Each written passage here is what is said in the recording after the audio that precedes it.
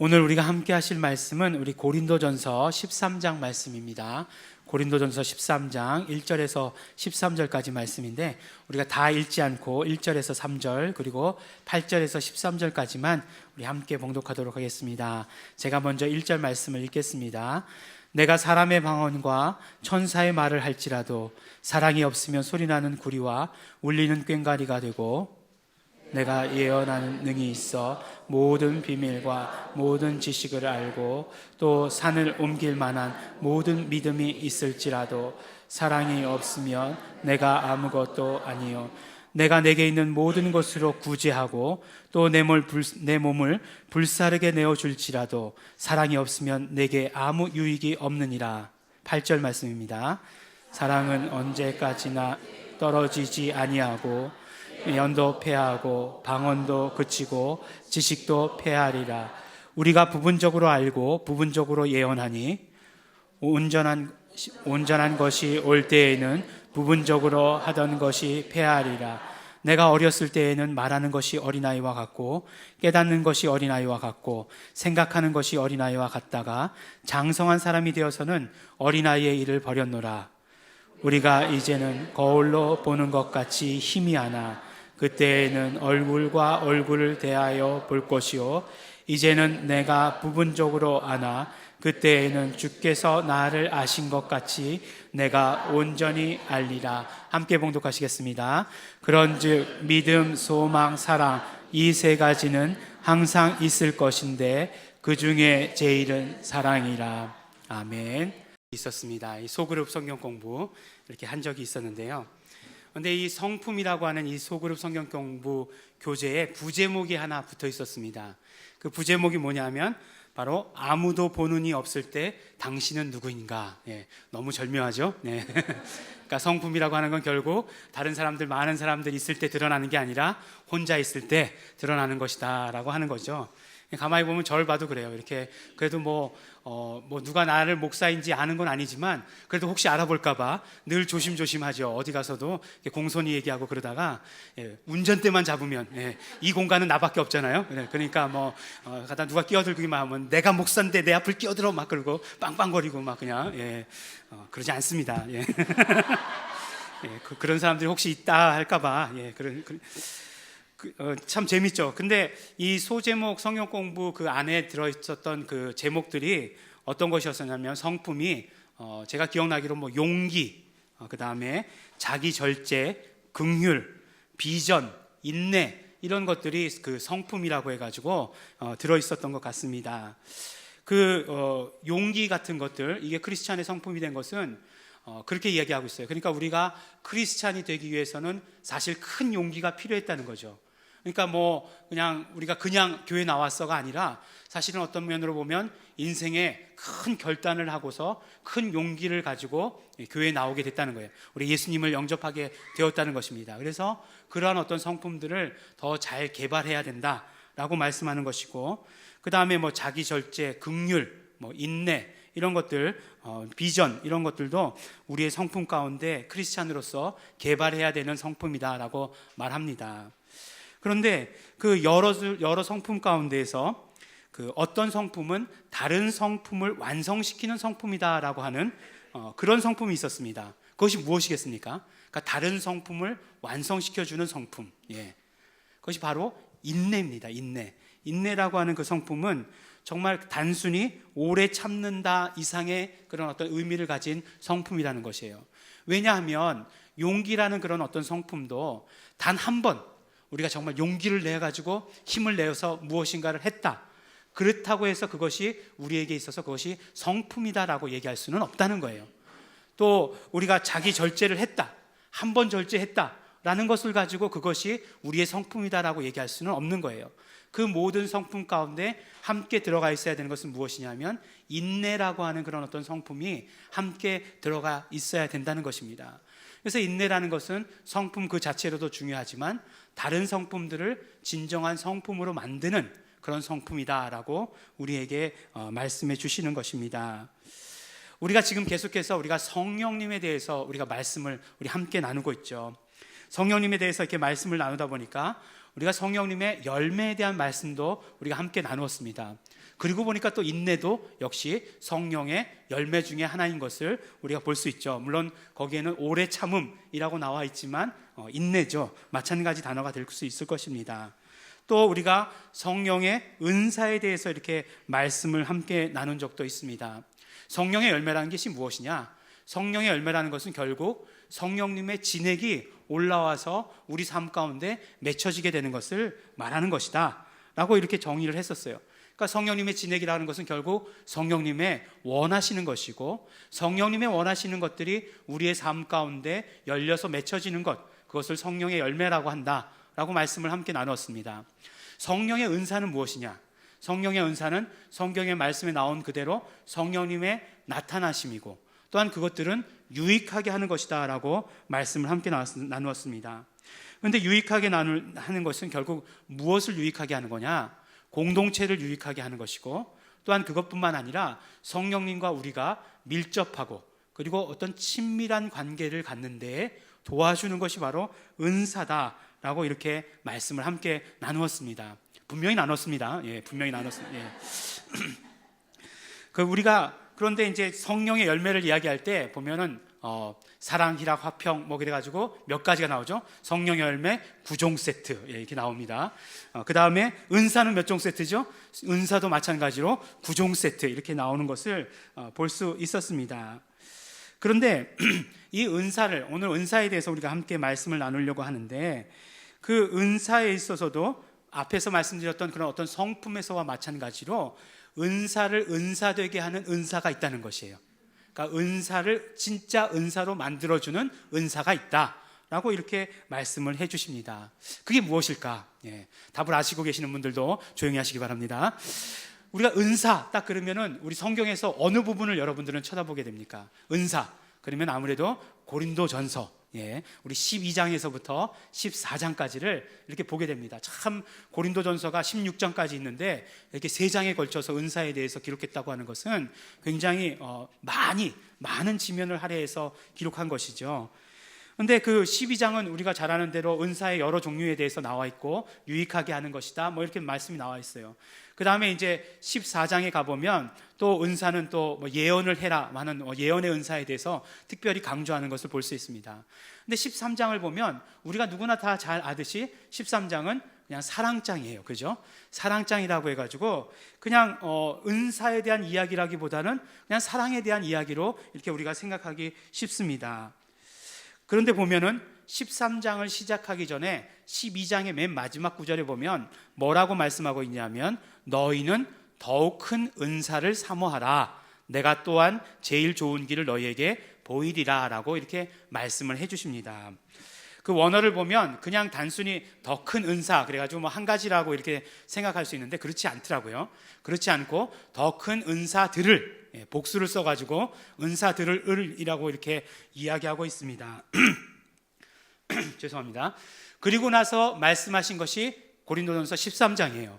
그러면 무엇이겠습니까? 고린도전서 13장에 사랑을 이야기하고 있는데 더 큰 은사들을 사모하라 라고 말씀하시면서 그 다음 장에 사랑을 기록하고 있어요. 그러면 사랑이라고 하는 것도 결국은 은사들 가운데, 사도 바울이 이야기하고 싶었던 더 큰 은사들 가운데 하나인 것을 우리에게 말씀해 주시는 것이겠죠. 그러니까 우리가 조금 전에 9가지 은사, 9종 세트, 은사 9종 세트 말씀드렸는데, 은사는 9종 세트가 아니라 적어도 10가지는 되고 또 더 큰 은사들을 사모하라고 그랬으니까 10가지도 넘는 것을 우리가 볼 수 있게 되는 것이죠. 그러니까 결국 우리 사랑이라고 하는 것은 은사이기도 하고, 또 갈라디아서 5장에 나오는 대로 사랑은 성령의 열매이기도 한 것을 우리는 볼 수 있게 되는 것입니다. 그러면 열매이기도 하면서 은사인, 또한 은사이면서도 더 큰 은사인 이 사랑에 대해서 또 우리가 한 번 더 깊이 생각해보고 더 생각해봐야 될 것, 알아봐야 될 것이 있다는 것입니다. 또한 은사와 열매는 그 자체도 굉장히 중요하지만, 그 자체의 의미가 무엇인지 아는 것도 중요하지만, 그렇지만 우리가 늘 강조해서 말씀드린 대로 그 은사를 주시는 성령님이 더 중요하다는 사실을 우리는 알아야 하는 것입니다. 이 은사를 통해서 그 은사를 주시는 성령님은 누구이신가? 왜 우리에게 이러한 은사를 주셨는가 하는 것들을 우리가 알아가는 것이 더 중요한 것입니다. 성령님 우리 안에 계시다라고 말씀하고 계시는데, 우리 안에 계시면서 성령님은 어떤 소원을 가지고 계시는가 우리가 은사를 통해서 알 수 있다는 것입니다. 그런데요, 조금 전에도 말씀드렸듯이 우리가 은사를 기록한 장은 12장, 13장, 14장이라고 말씀을 드렸습니다. 그리고 사랑이 더 큰 은사 중에 하나다라고 이렇게 말씀을 드렸습니다. 그런데 그것을 생각하다가도 13장의 사랑장만 오면은 그 다음에 그 모든 것들을 다 잊어버려요. 그러니까 12장 은사, 13장 은사, 14장 은사에 대해서 기록되어 있는데도 13장에 오면 사랑이라는 거에 그냥 꽂히게 되고 맙니다. 그러면서 사랑이라는 것이 은사다, 성령님께서 주셨다는 것에 대해서 잘 생각하지 않게 됩니다. 왜냐하면 그 이유가 무엇일까 이렇게 생각해 봤는데, 그 이유 중에 하나는 우리가 사랑에 대해서 잘 안다라고 이렇게 생각하고 있기 때문에 그렇습니다. 아마도 사랑에 대해서 뭔가 얘기해 보십시오 라고 얘기하면 여기 계신 모든 분들이 적어도 한마디 이상은 사랑에 대해서 하실 수 있는 것들이 있을 것이라는 것이에요. 그렇죠? 사랑이라는 것에 대해서 다 한 번쯤은 해봤다, 너무 많이 해봐가지고 이제 지겹다, 뭐 이런 분들도 없지 않아 있을 것이다라고 생각을 해봐요. 누구나 다 첫사랑은 있을 것이고, 누구나 뭐 많은 분들이 가정을 이루고 또 많은 분들이 자녀가 있으니까 정말 그 가운데서 사랑의 체험이 있다, 사랑을 줘본 적이 있다라고 이렇게 말씀을 하실 것입니다. 얼마 전에 텔레비전에서 이렇게 서로 이렇게 대담하면서 이렇게 얘기하는 그런 프로그램이 있었습니다. 제가 이렇게 예를 드는 거 보니까 맨날 텔레비전 본 얘기만 이렇게 예를 드는 것 같아가지고 좀 죄송하긴 하지만 조금 이따 나오는 예도 또 텔레비전 본 얘기예요. 그래서 참 이렇게 뭐 책을 읽었더니 그렇습니다. 뭐 어느 뭐 어디 가봤더니 그렇습니다. 이렇게 얘기를 해야 되는데 죄송합니다. 어쨌든지 간에요. 이게 아마도 이제 우리가 이렇게 그 장수하니까, 사람들이 다 장수하게 되니까 제2의 인생에 대해서 이렇게 얘기 나누는 그런 시간이었어요. 근데 하여튼 젊은 앵커가 이제 거기 나온 패널들에게 이렇게 얘기하면서 또 질문들을 했던 것 같아요. 그게 뭐냐면 이제 좀 여유 있는 시간이 여유가 있으니까 소설책 같은 그런 책들을 이렇게 마음껏 즐길 수 있으니까 얼마나 좋으냐라고 이렇게 이야기를 했어요. 근데 그 중에 나왔던 철학 교수예요. 철학 교수면서 연세가 조금 있으신 분이 뭐라고 얘기하냐면, 이제는 소설책을 읽어도 재미가 없다는 거예요. 소설책을 읽어도 너무 재미가 없다는 거예요. 왜 재미가 없느냐? 소설보다 내가 더 기가 막힌 인생을 살았기 때문에 그 소설을 읽어도 재미가 없다는 거예요. 그렇죠. 우리도 다 그렇지 않습니까? 이제 인생을 살다 보면 내 이야기를 소설책으로 써봐라. 한 권이 아니라 한 질로 나온다. 뭐 다들 이렇게 이야기할 수 있을 정도로 그렇게 얘기해요. 그러니까 뭐 소설에 나오는 이야기보다 더 드라마틱한 인생을 내가 지금 살고 있다 하는 거죠. 그러니까 소설책이 재미있겠느냐? 재미는 없다는 거예요. 그 예전에 우리 고등학교 다닐 때 선생님이 그러시더라고요. 요새 소설을 읽으면 이해는 너무너무 빨리 되는데 감동은 없어. 딱 그러시더라고요. 그러니까 내 인생 자체가 그것보다 더한 인생을 살고 있다는 거죠. 사랑에 대해서도요 마찬가지예요. 사랑에 대해서 나보다 더 경험 많이 한 사람이 있으면 나와보라 그래. 뭐 이런 거예요 다. 그래서 우리가 사랑에 대해서 잘 알고 있다라고 생각을 합니다. 그렇지만 성경에서 사랑이라고 이야기할 때 그 사랑이 우리가 알고 있는 그 사랑을 말하는 것인가 하는 것에 대해서는 우리가 심각하게 생각해 볼 필요가 있습니다. 우리말에는요 사랑을 표현하는 단어가 한 단어밖에 없죠. 그러니까 우리가 부모 자식 간의 사랑을 해도 그냥 사랑이라고 표현하고, 정말 친구 간의 우정과 같은 사랑도 그냥 사랑이라고 이야기하고, 연인 간의 그런 어떤 뜨거운 사랑도 그냥 사랑이라고 이야기를 합니다. 하지만 헬라어는요 사랑이라고 이야기할 때 그 사랑을 다 다르게 이야기를 합니다. 그럼에도 불구하고 사도 바울은 그 여러 종류의 사랑과 하나님의 사랑을 다른 것으로 표현하기를 원했어요. 그래서 우리가 지금 하나님의 사랑이라고 하면 우리 다들 헬라어에 도통해가지고 그게 뭐죠? 아가페. 아가페라고 다 알고 계시잖아요. 그 아가페라고 하는 단어가 사실 그 당시에 사랑이라는 의미로 잘 쓰이지 않던 그런 단어였어요. 그런 단어들을 가져와가지고 그것을 하나님의 사랑으로 덧입히기 시작했습니다. 그래서 우리가 이제는 하나님의 사랑이라고 하면 누구든지 아가페가 하나님의 사랑이다라고 하는 것을 잘 알고 있습니다. 여기서 정말 제가 말씀드리고 싶은 것은 무엇이냐면, 결국 사도 바울도 사랑이라고 이야기할 때 세상에서 말하는, 사람들이 흔히 말하는 그런 사랑과는 구별된 것으로 말하고 싶었다 하는 것이에요. 그래서 정말 그 구별된 것으로 우리가 또한 그 사랑을 이해해야만 성경이 말씀하고 있는 하나님의 사랑이 무엇인지 알 수 있는 것입니다. 또한 고린도전서 13장은 보면은 뭐라고 말씀하고 있냐면, 사랑을 은사라고 말씀하고 있습니다. 그러니까 은사라고 말씀하고 있는 것은 사랑을 성령님의 활동과 굉장히 밀접한 것으로 우리에게 말씀해주고 있다라고 하는 것이에요. 그렇기 때문에 사랑이 무엇이냐, 사랑의 은사가 무엇인가 하는 것을 우리 잘 알아야 하는 것입니다. 첫 번째로 사랑이라고 하는 은사는 처음에 말씀드렸던 대로 은사를 은사로 만드는 은사가 바로 사랑입니다. 복잡하죠? 은사를 은사로 만드는 은사가 바로 사랑의 은사라고 한다는 것입니다. 오늘 우리가 함께 읽은 고린도전서 13장 1절에서 3절의 말씀을 보면 공통적으로 이런 말씀들이 있어요.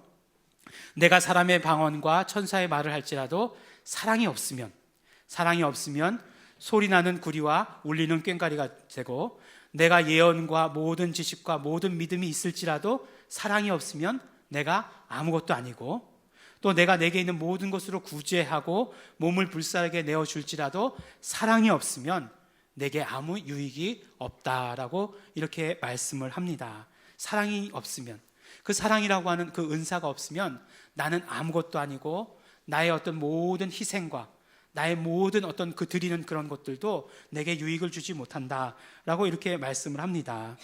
그러면 우리가 그냥 쉽게 이야기할 때 어떻게 이해를 하게 되냐면, 다른 은사는 모두 필요 없는 것이야, 정말 모든 희생과 이런 모든 드리는 것들, 내 몸을 불사르게 내드리는 것들 아무것도 유익한 것이 아니야 라고 우리가 먼저 선입관을 갖기 쉬운데, 이건 그런 말씀이 아닌 것 우리 너무나 잘 아시죠? 무슨 말씀이냐면, 바로 사랑이라고 하는 은사는 모든 은사 가운데 가장 기본이 되어야 된다라고 우리에게 말씀하시는 것입니다. 사랑의 은사가 더욱 큰 은사라고 하니까 우리 가운데 금방 오해를 가지게 되는 것은 무엇이냐면, 제일 큰 은사니까 다른 모든 은사를 다 섭렵한 후에야 가질 수 있는, 그래야 주시는 은사다라고 이렇게 생각하기 쉽다는 것입니다.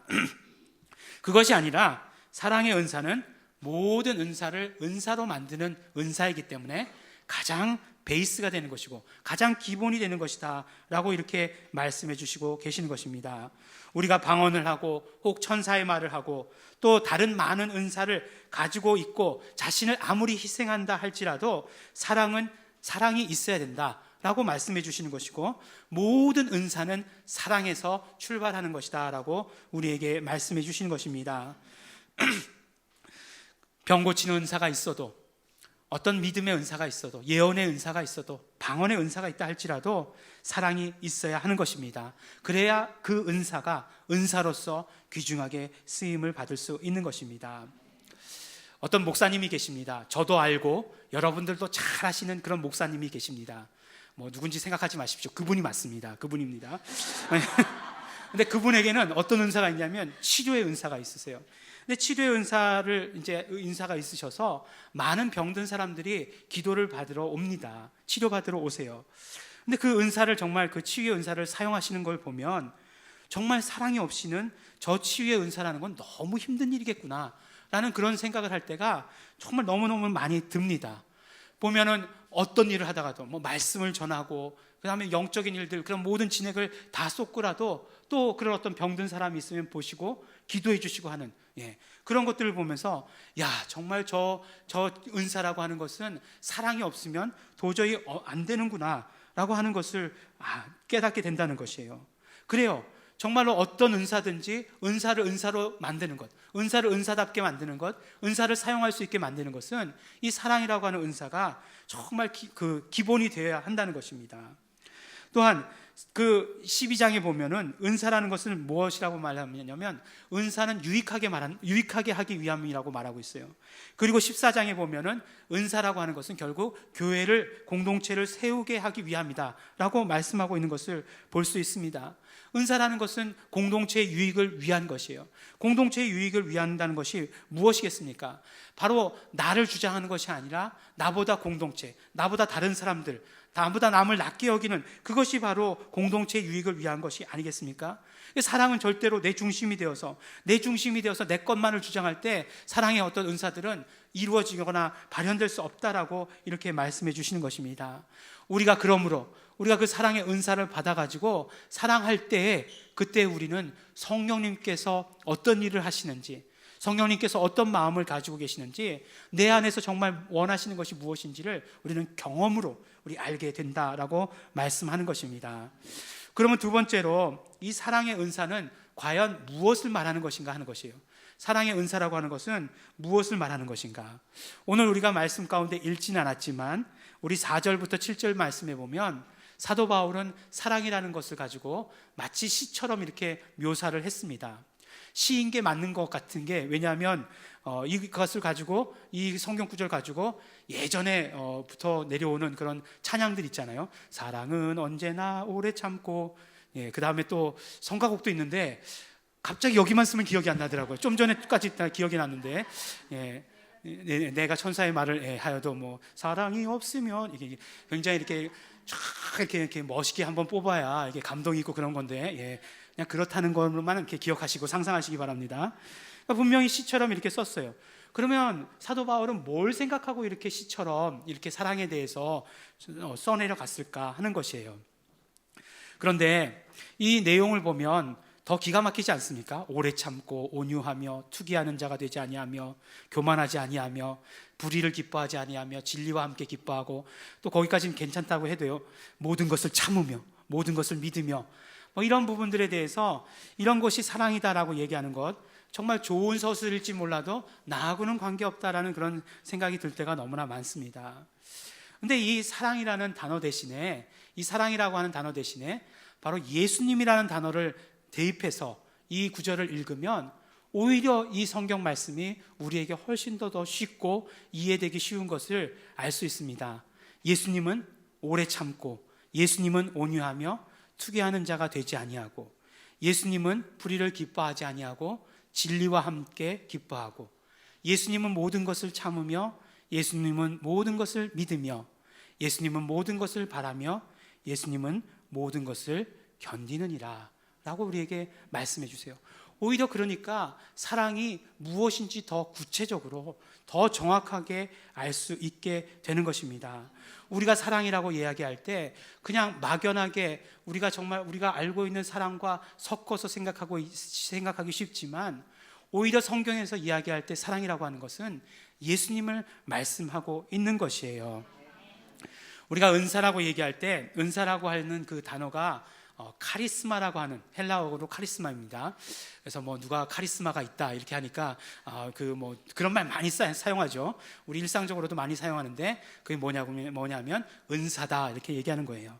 근데 이제 보통 카리스마라고 얘기할 때 단수로 쓰지 않고 복수 형태로 씁니다. 은사들이라는 말을 쓰는데 카리스마타라고 이렇게 하죠. 근데 카리스마타라고 얘기할 때, 지난번에 저희가 은사에 대해서 얘기하면서 제가 이렇게 농담처럼 얘기했지만 이것이 어떤 뜻이라고요? 카리스를 맡아라, 이런 뜻이라고 한다는 걸 이렇게 얘기 들었죠. 카리스를 맡아라. 이 어원이 카리스예요. 카리스가 뭐냐면, 카리스는 은혜라고 하는 뜻이잖아요. 그러니까 결국 카리스마라고 하는 것, 카리스마타라고 하는 것은 은혜가 구체적으로 우리에게 주어진 것을 말하는 것입니다. 우리가 은혜를 받은 것, 이것이 바로 우리에게 카리스마타, 은사들이 된다라고 말씀해 주신 것이에요.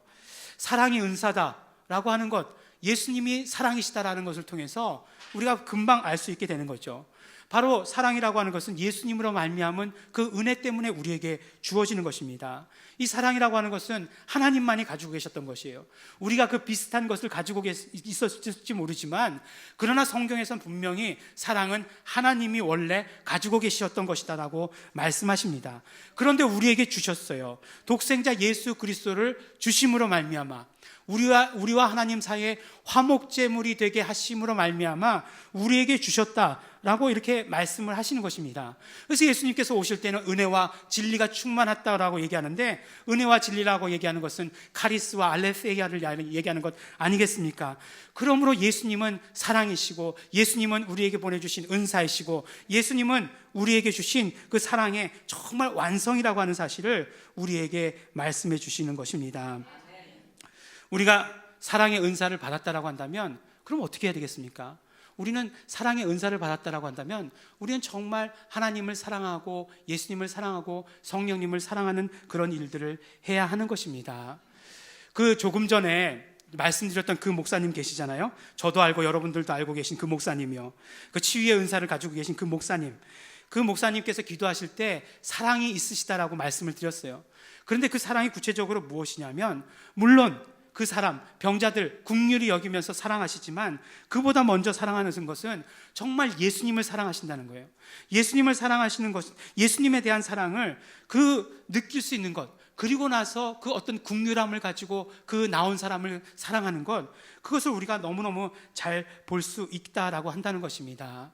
우리가 정말 사랑한다라고 이야기할 때 정말 막연하게 사랑하는 것이 아니라 바로 하나님의 그 사랑으로 사랑하는 것이에요. 독생자를 보내신 그 사랑, 독생자께서는 오셔서 그것을 순종하신 그 사랑, 그리고 정말 독생자께서 이루신 그 일들에 대해서 성령님으로 말미암아 우리 한 사람 한 사람에게 구체적으로 알게 하시는 그 사랑으로 우리는 사랑하는 것이다 라고 말씀해 주시는 것입니다. 요새 또 텔레비전 얘기하죠. 재밌게 보면 이렇게 막 화내면서 보는 프로그램이 있어요. 뭐냐면 우리 아이가 달라졌어요 하는 프로그램입니다. 이거는 보면은 이제 아이가 막 그냥 행동이 막 완전히 보면은 막 열불 나는 행동을 하죠. 근데 그 행동을 이제 전문가가 와서 이제 고쳐주는 그런 프로그램이고, 또 요새는 이제 그 아기 말고 중고등학생들을 대상으로 하는 그런 프로그램도 생겼더라고요. 동상이몽 그래가지고 이게 생겼어요. 그런 걸 보면 이렇게 어떤 관찰 카메라를 통해서 이렇게 아이들을 관찰하거나 청소년들을 관찰을 합니다. 그런데 보니까 이 관계가 잘 이루어지지 않는 이유를 그 전문가들이 뭐라고 집어내느냐 하면, 그러니까 아이들이 이렇게 어떤 행동을 할 때 부모들이 반응을 하질 않는다는 거예요. 너무 재밌게도 정말 떼쓰고 뭐라고 하고 알아달라고 표현하는 것 같은데 반응하지 않아요. 적절한 반응을 하지 않는다는 거예요. 예. 또 이렇게 또 이제 그거보다 조금 더 큰 프로그램, 그 아이들이 보니까 부모가 뭐라고 이야기를 하잖아요. 대답을 안 해요. 예. 대답을 안 하더라고요. 잘 들어왔냐, 밥 먹었냐 물어보면 들어왔다라고 얘기하고, 예? 대답하고, 먹었냐고 물어보면 네 아니오로 대답을 해야 될 거 아니에요.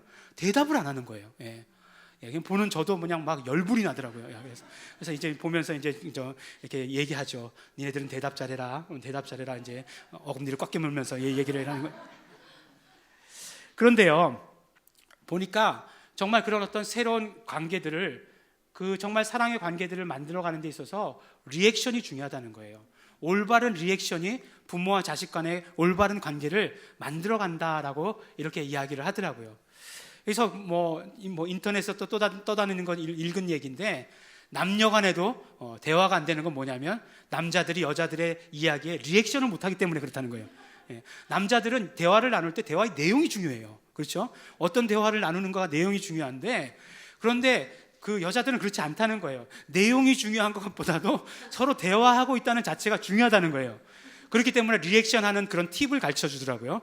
그래서 남자들은 못하잖아요. 그걸 못하니까 어떻게 하면 되냐면 끝말을 따라하면 된다는 거예요. 그러니까 뭐뭐 했대 그러면 뭐뭐 했대 이렇게 따라하면 된다는 거예요.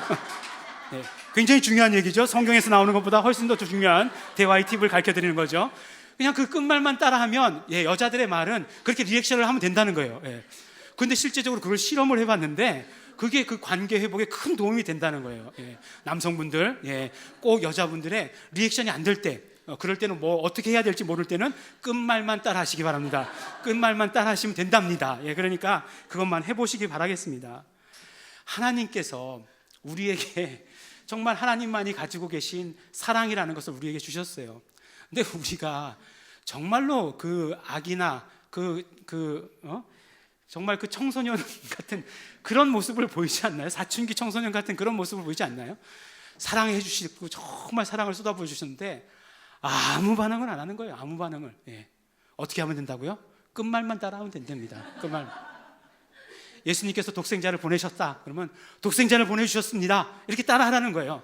예수님 부활하셨다 그러면 예수님 부활하셨습니다. 따라 안 하는 거예요. 예수님은 성령님을 보내주셨습니다. 그러면 성령님을 보내주셨습니다. 그냥 그렇게 따라서만 하라는 거예요. 그러면 정말 하나님만이 가지고 계시던 그 사랑, 예수 그리스도를 통해서 완성하신 그 사랑, 성령님을 통해서 우리 한 사람 한 사람에게 은사로 주신 그 사랑을 우리가 모두 경험하면서 살아갈 수 있다라고 우리에게 말씀해 주시고 계시는 것입니다. 사실 가만히 생각해 보면 하나님께서 우리를 사랑하셨다는 것하고 우리가 하나님을 사랑한다는 것하고 어떻게 같은 비중이겠습니까? 도저히 이게 뭐 같은 무게도 아니고 크기도 같지 않을 거고 다 다를 것이에요. 또 내가 정말 하나님께서 나를 사랑하신 만큼 사랑한다, 그건 뭐 말도 안 되는 것일 것이에요. 그렇지만 그래도 우리가 하나님을 사랑할 수 있게 해주신 것은 무엇이냐면 성령님께서 우리에게 사랑의 은사를 부어주셨기 때문에, 성령님께서 우리 안에 계셔서 정말 우리로 사랑하라고 하시기 때문에 우리가 하나님을 그만큼의 크기로 사랑할 수 있는 것이다 라고 하는 것입니다. 성령님께서는 우리 안에 계심으로 말미암아 하나님께서 독생자를 통해서 우리에게 주신 그 사랑이 우리에게 있음을 늘 확인하게 해주시는 것이고, 또한 그 사랑으로 말미암아 우리를 회복시켜 주시는 것이고, 그 사랑으로 말미암아 우리를 감싸주시고 우리를 덮어주시는 것임을 우리는 우리의 삶을 살아가면서 경험할 수 있게 되는 것입니다. 성령님은 사랑의 은사를 우리에게 주셔서 우리로 날마다 예수님을 경험하는 삶을 살게 해주시는 것입니다. 마지막으로요, 이 사랑의 은사가 가진 특징이 하나가 더 있습니다. 이 사랑의 은사가 가진 특징은 무엇이냐면 바로 이 은사는 영원한 은사라고 하는 사실이에요. 이 사랑의 은사라고 하는 은사는 영원한 은사입니다. 또 이 사랑의 은사가 우리를 성숙하게 만든다라고 하는 사실이에요. 오늘 말씀 8절 말씀에 보니까 이렇게 말씀하고 있어요. 사랑은 언제까지든지 떨어지지 아니하고 라고 이렇게 말씀하고 있습니다. 그러니까 사랑은 떨어지지 않는다. 이 말씀이 무슨 뜻이라고 생각하세요? 그러니까 보니까 얼른 생각이 드는 거는 아무리 써도 떨어지지 않는다 이렇게 생각하시죠. 네. 근데 이 다 쓰인 단어는 뭐냐면 높은 곳에서 떨어지는 것을 말하는 거예요. 높은 곳에서 떨어지는 것이 바로 떨어진다라고 하는 단어예요. 그러면 높은 곳에서 떨어지지 않는다라고 하는 이 단어가 무슨 뜻일까라고 하는데, 그 단어의 의미가 이 은사가 소진되지 않을 것이다 라고 이렇게 말씀하는 거예요. 그러니까 사랑이라고 하는 것은 소진되지 않을 것이고 영원할 것이다 라고 말씀해 주시는 것입니다. 13절의 말씀에서도 그렇게 말씀하시죠. 믿음과 소망과 사랑, 이 세 가지는 항상 있을 것인데 라고 이렇게 말씀하시지 않습니까? 사랑이라고 하는 은사는 계속 있을 것이라는 것이에요. 그런데 보니까 다른 은사들은 어떻게 된다고요? 예언도 패해지고 방언도 그치고 지식도 패하리라 라고 말씀하고 있습니다. 우리가 부분적으로 알고 부분적으로 예언한다라고 말씀하고 있어요. 그러니까 다른 은사들은 어떤 한계가 있지만, 그렇지만 이 사랑이라고 하는 이 은사는 영원하다라고 말씀하시는 것이에요. 그러면 어떻게 했습니까? 적어도 영원한 그 은사는 우리가 받아 가져야 되는 것 아니겠어요? 이 사랑이라고 하는 은사가 영원하다는 것이 너무나 잘 알겠는 것이 무엇이냐면 바로 이 땅을 사랑하면서도 정말 우리가 삼위일체 되신 하나님을 사랑하는 것이고, 우리의 이웃들을 사랑하는 것이고, 우리가 정말 그 나라에 가서도 이거는 변하지 않는다는 거예요. 영원하다는 거예요. 그래서 그 나라에 가서까지도 정말 우리가 하나님을 사랑하고 또 우리의 이웃들을 사랑하는 것이다라고 우리에게 말씀해 주시는 건 아닌가 하는 거예요. 그러니까 우리가 어떻게 해야 되겠습니까? 더 큰 은사, 어떤 의미로 더 큰 은사? 다른 것들은 패해지고 한계가 있지만 그러나 정말 영원한 이 은사에 대해서 우리가 받아 가져야 되는 것이다라고 우리에게 말씀해 주시는 것입니다. 어떻게 하시겠습니까, 여러분? 이 사랑의 은사를 여러분들 받아 가지겠습니까? 소원하고 소망하면 우리에게 주신다라고 했는데, 여러분들 우리 사랑의 은사는만은 적어도 다른 은사는 없다 할지라도 그것만은 꼭 우리가 받아 가져야 되지 않겠습니까? 그래서 정말 사랑이라고 하는 것 나에게서 이미 식어졌어. 물론 우리의 정말 육체적인 사랑, 세상적인 사랑은 그렇다 할지라도, 그러나 하나님께서 우리에게 부어주신 사랑, 성령님께서 우리에게 주신 그 은사로 주신 사랑만은 우리에게서 날마다 차고 넘쳐야 되지 않겠는가 하는 것입니다. 또한 사랑이라고 하는 것은 우리를 성숙시키는 것이다 라고 말씀해 주고 있어요. 11절 말씀해 보니까 우리가 어렸을 때에는 어린아이와 같지만 장성한 자가 되어서는 어린아이의 일을 버린다라고 말씀합니다. 12절에 보니까 이제는 거울로 보는 것 같이 희미하나 그때에는 주께서 나를 아신 것처럼 그렇게 온전히 알게 될 것이다 라고 말씀해 주시는 것이에요. 장성한 자라고 말씀하시는 것, 온전히 될 것이다 라고 말씀하신 것은 무슨 뜻입니까? 우리를 성숙시키신다는 말씀이에요. 그러니까 사랑은 영원하고 사랑은 우리를 성숙시키신다는 말씀입니다. 우리가 정말 그 사랑의 은사를 가져야 우리는 성숙할 수 있는 것입니다. 우리 교회가 그 사랑의 은사를 받아 가져야 성숙할 수 있는 것이에요. 우리 공동체가 이 사랑의 은사를 가지고 있어야 우리 공동체가 성숙해질 수 있는 것입니다. 우리의 관계가 성숙해질 수 있는 것이고 우리 스스로가 정말 성숙해질 수 있는 것을 우리에게 말씀해 주시고 계시는 것입니다. 그러면 성숙해져서 이루고자 하는 것이 무엇입니까? 성숙해서 이루고자 하는 것은 우리가 더 예수님을 잘 알게 된다는 거예요. 우리가 성숙해지면 삼위일체 하나님에 대해서 더 잘 알게 된다는 것입니다. 우리가 어렸을 때에는 우리가 아무리 어렸을 때 재롱을 많이 떨고 귀여운 짓을 많이 한다 할지라도 부모의 마음을 알지 못해요. 그러나 우리가 부모가 되고 우리가 장성해졌을 때 부모의 마음이 정확하게 무엇인지 다 알지는 못한다 할지라도 어렴풋이 더 잘 알게 되는 것입니다. 그러면 우리가 그것을 성숙했다라고 얘기하는 것 아니냐 하는 것이에요. 우리가 이제 사랑으로 말미암아 그 은사로 말미암아 성숙해지면 하나님이 어떤 생각을 가지고 계시는지, 성령님께서 이루고자 하시는 소원이 무엇인지 우리가 더 잘 알게 된다라고 이렇게 말씀해 주시는 것입니다. 정말 우리로 하여금 그 이 사랑의 은사를 우리에게 주시기를 원하시는 것입니다. 사도 바울은 우리에게 더 큰 은사인 사랑을 사모하라고 이렇게 우리에게 말씀해 주시고 계십니다. 이 사랑이라고 하는 것은 모든 은사를 은사로 만드는 은사이기 때문에 그렇습니다.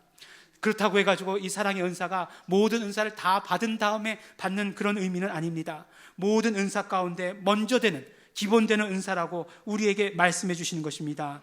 또한 실질적인 은사인 것을 우리에게 말씀해 주시는 것입니다. 성령님께서 이 은사를 우리에게 주신 것은 독생자 예수 그리스도를 통해 우리에게 주신 그 사랑을 우리로 하여금 매일매일 삶 가운데 경험하게 하기 위해서 우리에게 주신 것입니다. 그렇기 때문에 그 사랑이라고 하는 이 은사는 영원한 것입니다. 다른 어떤 은사는 한계가 있다 할지라도 이 사랑만은 영원한 것입니다. 또한 사랑은 분명히 실질적인 것입니다. 머리로만 사랑할 수 있는 것 아니고 감정으로만 사랑할 수 있는 것 아닙니다. 우리의 모든 존재 전부를 다 드려야 사랑할 수 있는 것입니다. 그렇게 우리가 사랑할 때 우리는 성숙하게 되는 것이고, 우리는 성숙함으로 말미암아 예수님을 더 잘 알게 되는 것이고, 성령님의 소원과 뜻이 무엇인지를, 정말 예수 그리스도를 보내주신 아버지 하나님의 사정이 무엇인지를 더 잘 알게 되는 것입니다. 이 사랑의 은사는 성령님이 우리와 함께 하심으로 말미암아 드러내는 역사라고 하는 것을 우리는 잘 알아야 되는 것입니다.